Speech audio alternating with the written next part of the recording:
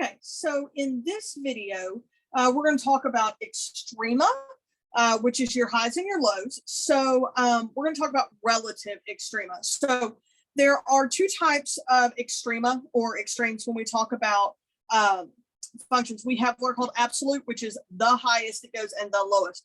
Relative extrema just means that it's the highest and the lowest within an area. So if you're familiar with kind of the area around TJC, you know that just up the street at Beckham and Fifth, just past that, there is a overpass there that goes over a set of railroad tracks. And so if you were to go stand on that kind of bridge overpass right there, you are on kind of the highest thing because everything else is kind of sloping away from you. Now, you're on a high spot. Does that mean that you're on the highest spot in the city of Tyler? No, you could go down to the hospitals and be at stuff that's taller. You could go downtown and be at buildings that are taller. So you're not necessarily on the highest, but you are on a highest spot by comparison to the stuff around you. And we could do the same thing with low spots. So when we're talking about relative extrema, we have what are called relative maximums. And so this is a function value. So this is the y value. So when we talk about the relative maximum, the maximum is that y value. Is the relative maximum if there is an open interval, so that bubble that we can put around that thing where every other function value is less than that maximum value, okay? And then we also have relative minimums, okay? So this is a function value, they call it f of b here.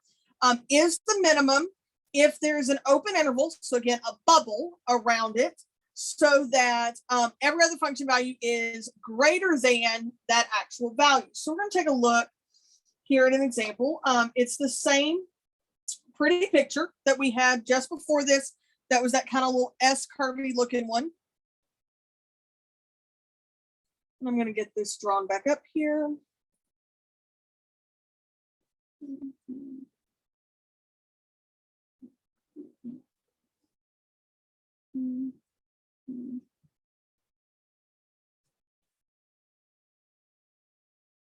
Okay, so I'm going to get over here to our pretty picture.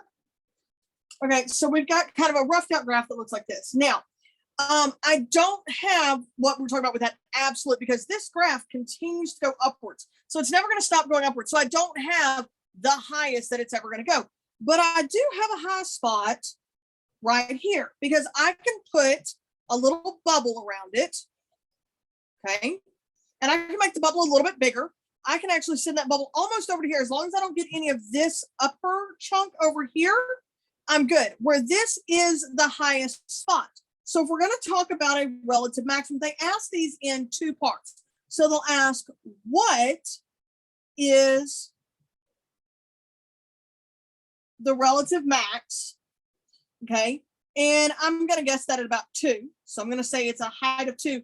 And then we'll ask, when or where does it occur? Okay. And so it occurs when x equals -1. So they're basically taking, if this was the ordered pair, -1, 2, they're splitting it up into what is the value that it gets up to, and then when or where does it happen. Now, we also have a relative minimum in this one, okay? You can kind of already get where I'm going here.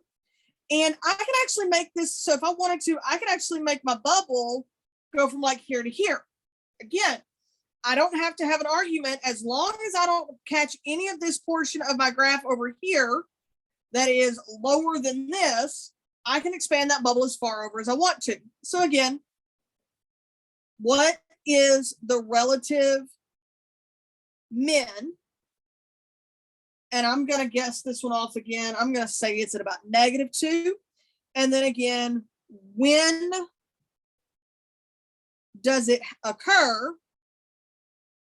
And I'm going to say this occurs at x equals 1. Okay. Now, the question always comes up, okay, when we do these is, and they'll always have an argument for this.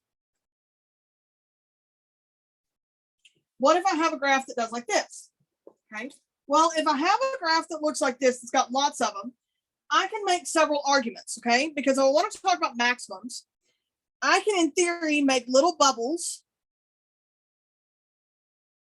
that encompass each one of these. So I can make an argument for 4. I could now say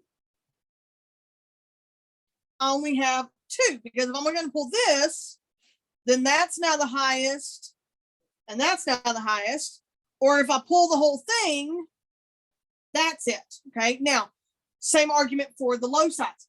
The good thing is that they are generally going to give you an interval. So they'll say, look from here to here. Okay. Well, if that's the case, then I only have the 1 that's sitting right there. Okay. Or if they do the bump out. Now, but again, each one has an argument to be its own maximum or minimum for that particular interval.